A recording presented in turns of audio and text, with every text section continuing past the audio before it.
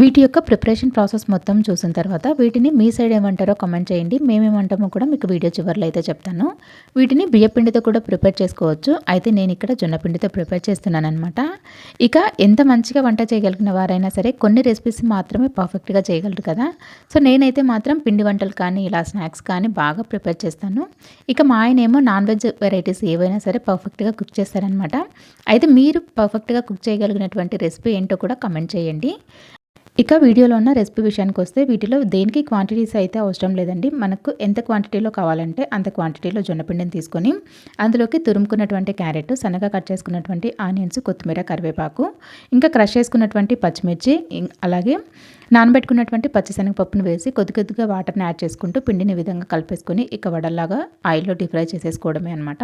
వీటిని మా సైడు తప్పిలుంటలు అంటారు. మరి మీ సైడ్ ఏమంటారో కామెంట్ చేయండి. ఇంకా మీకు తెలిసినటువంటి జొన్నపిండి రెసిపీస్ కూడా కామెంట్ సెక్షన్‌లో షేర్ చేయండి.